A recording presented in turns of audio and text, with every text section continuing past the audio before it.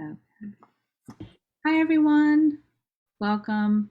I'm Rebecca Snow, owner and mentor at the Nutritional Herbal Collective, and we have a lovely group with us here today.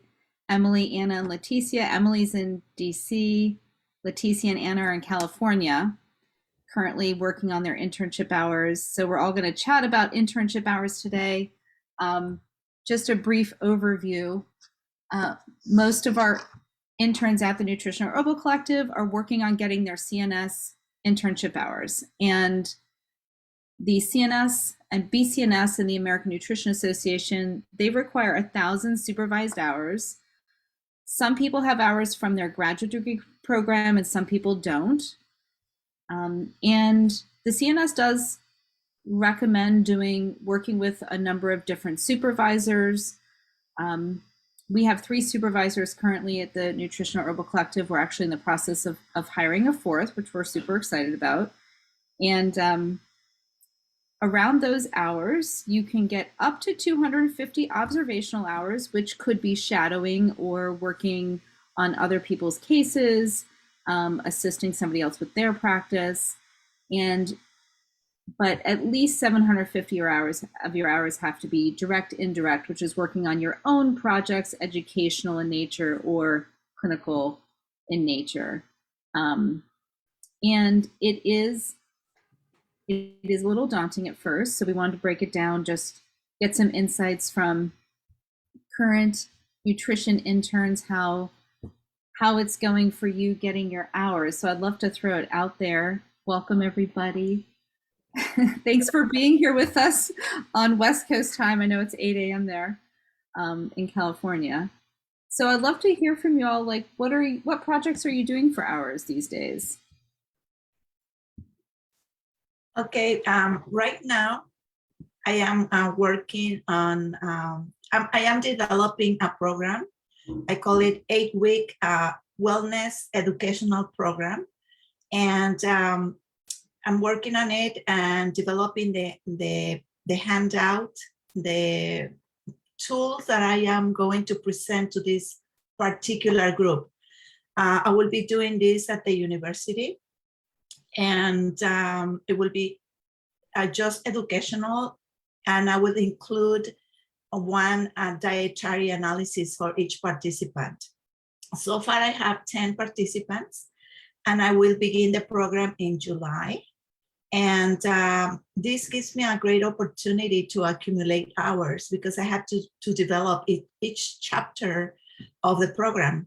So I do a lot of research, then I put in the program and I do a handout, and then I would be emailing recipes to them. So, I mean, I can spend as many hours as I can on this program. How was that, broaching that with the university to launch that, Leticia? Was that a hard process for you, or? Actually, I am not telling them anymore because I'm doing just educational. I'm not doing any like cooking demonstrations at my home, so they have to travel on the weekends. And I was planning to do like mild stretching exercise or things like that. I left that out, so I don't have any liability. And my boss has approved this. Great. Yeah. And you do that in combination with your own clinical practice as well for hours? No, I'm just doing it for hours. Oh, but you also do have a clinical practice though that you're doing for your internship hours for the CNS? Well, I don't have a practice yet. I'm working only with the patients that are my pro bono patients. I have not a practice yet. That's my goal for when I get my certification, to begin my practice. Awesome. You are helping people though, pro bono or not. You're seeing clients. Yeah. Okay. So yeah, I have a practice then. Awesome. Emily, did you want to jump in? Yes. I too am taking clients one-on-one coaching. I also do a little bit of group coaching, wellness coaching as well, where I offer, nutritional advice and more so for sort of general nutrition advice for the group coaching sessions. But in addition to that, one thing that I've been focusing on this year is working more so with nonprofit organizations so that I can offer training, educational talks around specific nutritional topics. And for instance, one of the recent ones I did was on kidney health, since last month was Kidney Awareness Month. So I did a talk for a nonprofit group on that and sort of lifestyle and nutrition tips for improving kidney health, or if someone has a particular condition like CKD. I'm really excited. I can't talk about it right now because it hasn't truly fleshed out yet, but I'm hoping to partner with another leading nonprofit organization to offer some support and lend some expertise around nutrition counseling to them. So that's sort of the direction that I'm going in right now and trying to focus my energy on, in addition to, taking in one-on-one clients as well to offer nutrition counseling. It's exciting. It is. It's so exciting. Like, I feel like last year I was really struggling with getting hours, and I thought I would never breach the 250 mark, because with my school, University of Western States, we didn't walk away with any observational hours. I know Anna was in the same position, and so I was starting from scratch, and it felt like it was a struggle, to get those hours, but I'm seeing some momentum. And so anyone out there who feels that way, just know that it takes time, but once you get that, the ball rolling, things do start to pan out. Where are you now generally with, hours? Sorry. Yeah. Do you all have kind of a sense of where you are? Oh yeah. I'm every hour I add them all up again. I'm I think I'm right at 500, which Nice. is a huge milestone, I feel. Celebrating every single hour. Yeah, that's something I've learned. If I don't write something down, I will forget it. So every single 15-minute increment that I study something, or even if it's just, being on our Facebook page and looking at other people's cases and talking about that, I'm like, okay, that's 15 minutes.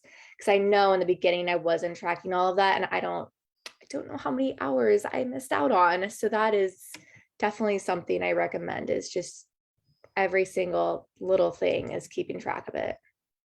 Where do you keep track of it? Do you put it directly in the Excel sheet, or do you write it down somewhere and then transfer it? I have a whiteboard that I write it down, and then I put it in my notes app if I don't have my laptop. And I've been trying to put them in weekly, but I think putting them in every other day would be even better. Yeah. Latif and Emily, do you have any other insights on that? The tracking tool. Right. I love what Anna said. I don't have any special tools that I use. I'm just plugging it right into the tracking sheet, because that's just the easiest for me. Otherwise, I will forget, like Anna said. So anytime as soon as I'm done with a client, I will track those minutes or hours, whatever it is, so that I don't forget. For me, I have a printed calendar on my desk, and every day that I do work, I put in how many hours, what was the activity that I did, so I don't forget. And it works really well. In the beginning, it took me a while to track the hours. So for a few weeks, I was spending 2 hours just tracking those minutes. So now I try to do it every week, and I'm up to date now, and it's much easier. So I would say write it down if we don't have time to, or you don't have your computer, and then do it every week or every day, like Emily. I think in the beginning it takes there's a learning curve to remembering what competencies are there and what you could check off. So that's probably why it takes so much longer in the beginning, and it feels a little daunting at first. And I realized we kind of skipped over you, so I'd love to hear what you're doing for hours these days too. Yeah. Yeah, so I do see clients one-on-one. I don't have that many clients just because I haven't been focused as much on the building aspect of my business. I was mostly focused on finishing my master's. But now I have teamed up with a doctor, a naturopath, And it's definitely in the beginning stages, but we're teaming up together to put together an online program that people can do. It's going to be self-guided, a little different than Leticia's.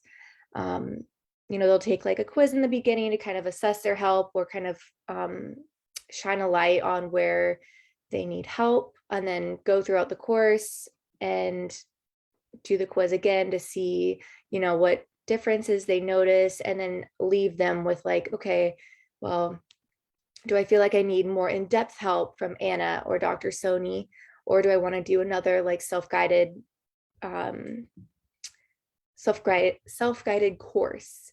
Because we plan to have a bunch on Kajabi eventually. What's We're looking at Kajabi? Is that it's similar to Teachable. okay? Cool. Yeah, it's really nice how they have the program laid out. It's like, it's really step by step, like put a heading here, then put like an about yourself section here, and then, so I like that it's very simple. That's awesome. So last time we talked, that was kind of like still in formulation. So you're fleshing that out with the naturopath, this Yeah, kind of course. it's getting there. I'm just right now I'm just waiting to actually have the membership active so I can start working on it. But we decided in the beginning, like, I'll work on a little bit, have her double check it, work on a little more, have her double check it. And then like, as we make sure that we're on the right path, then I'll just kind of like take off, and she doesn't need to check in as much or as often once we make sure like we're on the right path. So I'm excited. And she gave me the option to either pay me hourly for the time I spent on it, or to split the profit once people did start buying into the course. And primarily, the income would be used to pay off Kajabi. But then after that, we would split it how we chose to split our work together. So it's kind of deciding, do you want to get paid for your time up front, or do you want more of a longer term investment in the profit? Yeah. Right. And right now, I think longer term profit sounded better to me. Yeah, totally. Never ending as opposed to ending at some point. That makes a lot of sense. Yeah. Yeah. Well, I feel like all three of you are very innovative. You're courageous. You put yourself out there in like different venues. And I do think that confidence can be a barrier for success. And I just feel like all three of you have exhibited a lot of confidence in navigating like relationships with different organizations, which I'm really impressed with. I would love to just hear about that a bit more. Like, what is that, is there anything that's made you like stretch yourself in a new way, or had to like think outside the box, or to kind of make these collaborations happen? Yes, I will say for me, it took some time to get to that place where I felt more confident in my competency and mastery of, nutrition, so that I can speak on it with confidence. So what you see today is not, what it was a year ago or so. But I will say one thing that really helped me was I have a dear friend who's a business coach, and we're always having conversations around what it means to, be your own CEO and have your own business, which I think is really critical if you're thinking about going into private practice. And so spending a lot of time with her talking about what that mindset takes in order to be successful has been really critical for me. Another thing that I've done was in attending sort of networking groups over the course of a couple of years, getting out there, saying my elevator speech, to so many people so I can hear myself say it. That definitely is a confidence builder. And getting that feedback immediately to know whether it's landing the way that it should, or if I feel comfortable with it, and examining why, if that's not the case. But so for instance, one of the groups that I attended every once in a while was the BNI, which is a business group which I know is really popular around here. There's so many different options for where you can attend a meeting. I didn't join the group, but just to get that opportunity to, because they do this round table where everyone goes around and basically says their elevator speech for 30 seconds or a minute, and then make your ask. So I think things like that have been really critical for building that confidence, putting myself out there, and seeing myself as a nutritionist. Awesome. It's great advice. How did Um, you connect with a business coach? Is that more of a casual kind of friend relationship and you just help each other out with your own businesses? Yeah, so I actually attended, before the pandemic hit, I attended this women's networking group in Virginia. And that's where we met. And so we've been, great friends ever since. And, building those, like you talked about, cultivating those relationships, I think is really key in whatever field you're in. But when you are in practice and you're trying to build that roster of clients, just learning how to build that muscle for someone like me who's naturally an introvert, and I've been working remotely for over 10 years before the pandemic. It took some time to get to that place where I'm putting myself out there kind of vulnerably. Thank you for sharing. That's really good insight. in my case, I think my confidence is based pretty much in being prepared. For instance, the first project that I worked at the university and implementing nutrition with the families, it took me several hours to get my materials ready. I thought I was going to write a book. Then I decided that it was too much information. But once I got my materials ready, my notes, my handout, I was able to convey the information. For me, being prepared gives me that confidence. As an instructor at the university, I have spoken to groups. I lecture also in nationwide meetings. So I think that confidence, I have it. But if I'm not prepared with the materials, then I don't have confidence. So being prepared, having the research and everything I need, that's what has been helping me a lot. It's good advice. I have to agree with Leticia on that one. Being prepared is huge. Before I go into any client meeting, I make sure I have notes and I've researched like what we're specifically going to be talking about, and that helps me feel a lot more prepared. And I think just practicing saying I'm a nutritionist has helped, because I remember last year people would ask me, they'd ask me what I do, and I'm like, I'm a nutritionist. I say it like a question, like, am I? But just getting used to like having it was unfamiliar words coming out of my mouth. So just practicing saying that made a big difference. And now I have no trouble telling people I'm a nutritionist. It's awesome. So yeah, I definitely talk to myself in the car sometimes when I'm about to do something like new or different, or particularly in those early stages. And I was on TV a few times, and that was super nerve wracking. So I would practice, in front of the mirror in the car as well. Yeah. And then, Anna, I was curious, like you had sent out some networking letters and had some meetings with different practitioners. I know you were a little nervous going into that, but I feel like it went so seamlessly for you. What was your experience with that? yeah, so I drafted and actually, I can share that too if you want. I can share the email I sent. Just looked up a bunch of different doctors and naturopaths in my area and sent it to their offices, and then I immediately would follow up with a phone call to try and get on their schedule for just like a quick 10-minute meeting with the doctor to pitch myself to them. And it honestly wasn't a great time of the year to do that because it was the holidays. So that was a lesson learned. But when I did eventually meet, it ended up working out with the naturopath, Dr. Sony. We met in person. I was like, okay, I can do an in-person meeting. It's a pandemic, but we'll both be masked. It was a very like safe, it was a very mutually like safe thing. And I basically just went over my resume and went over my history with like my experience in the nutrition field and my degree and what I could offer her at her practice.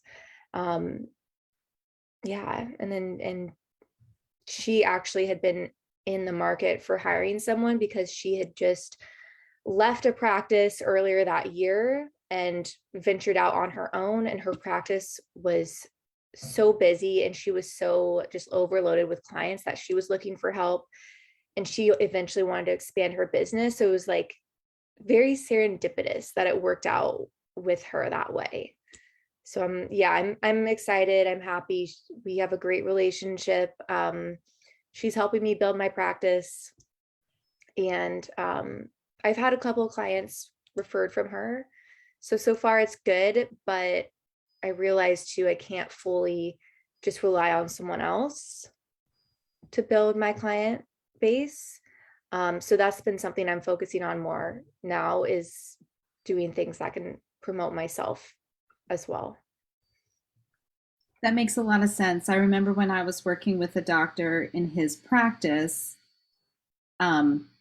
every few weeks I would need to kind of plant seeds with him still as to what the value added benefit is of referring people. Yeah. Because even though I was a part of the practice, to promote those referrals required kind of like a garden where you're constantly watering and feeding and, keeping up those relationships. Right. And I think what's cool about your experience too is that sometimes, like when you think about that networking, it feels very daunting, but that when you get into a real life conversation, it's actually pretty comfortable and you connect with people as people, and it helps building those collaborations for sure. Yeah, definitely. And I think, yeah, what you said, I just recently had a conversation with her, seeing if she'd be open to changing the way she spoke to patients about me. Because I've been shadowing her as well for hours, and that's been great. I've learned so much. And so I asked her if she'd be open to say, instead of saying like, hey, Anna's here if you ever need nutritional advice, I asked her if she'd be open to saying like, hey, there's a nutrition component to your healing. I want you to make an appointment with Anna so that you have full guidance on that area. And we actually she came up with offering new patients like a 10-minute consult with me, like a check-in a few weeks after their first appointment with her, to kind of see how things were going with their protocol, see where they needed help. But it would be short, leave them wanting more. And then from there, I could be like, okay, well, maybe let's check in a couple of weeks about this for a half hour with me, and we can see what your diet's like then. So that's something we're toying around with. That sounds cool. Awesome. And Leticia and Emily, you both have done presentations in the community and have gotten really well received, or with different organizations. So I think I love how you're combining like seeing clients with the group education, all of you are doing that combination, which seems to me the best way to get hours, because with group education or presentations, there's a lot of time you put into development and delivery. So you kind of get a little bit more hours from one project, whereas with each individual client, it could vary whether you spend like an hour on the case or 5-10 hours on the case, just depending on how complex their case is. And Emily, I was curious, just from your experience partnering with nonprofit organizations, because I haven't had many interns do that. And if you don't mind, I'd love to hear more about your experience with that, because I think it's a really cool way to get out there in the community. Mm-hmm. Yeah, for me, it was fortunate that I was able to connect with one group that was sort of looking for more experts to come on board and offer their experiences and expertise in whatever field they're in. This particular organization that I'm a part of is called Her Next Chapter, and it focuses on women and empowering women in their careers and professionally.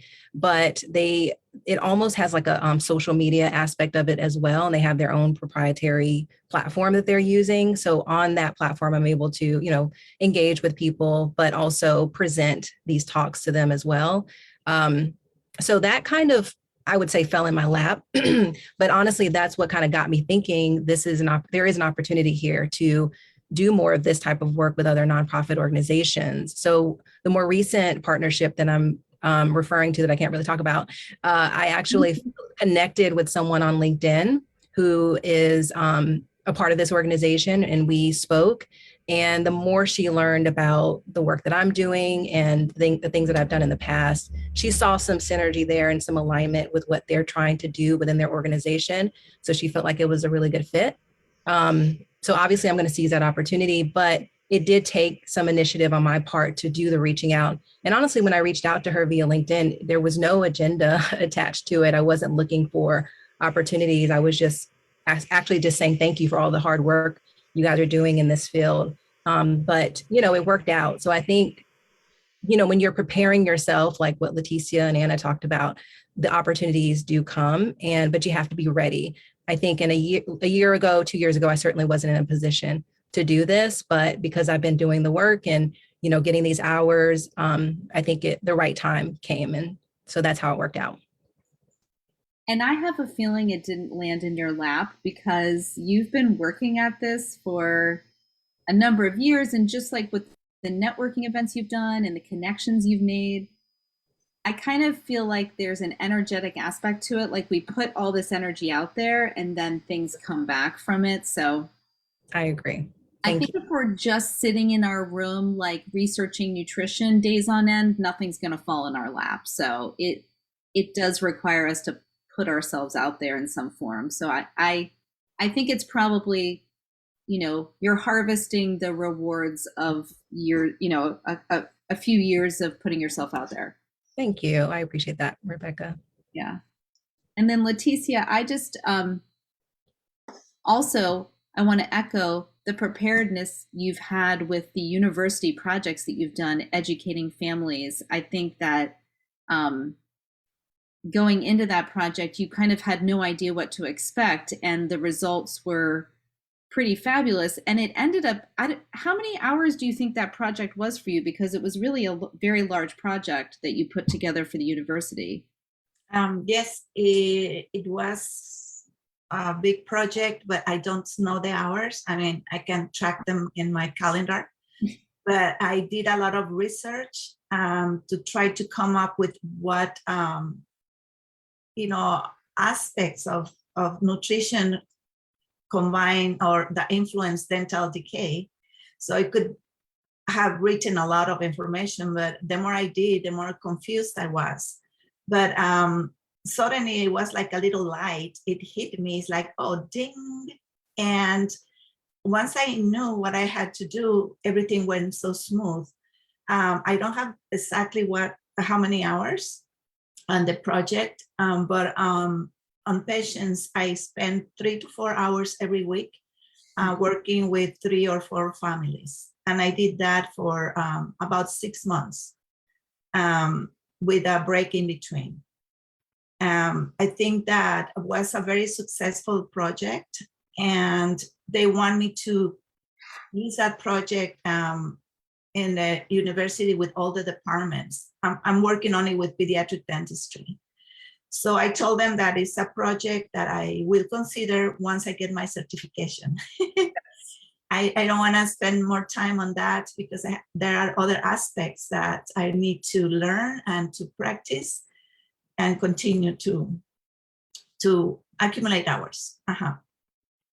It's really quite clever because you have designed a program that created a need that the university didn't even know it had.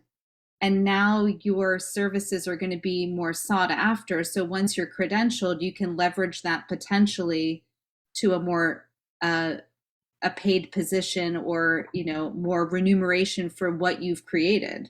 Yes.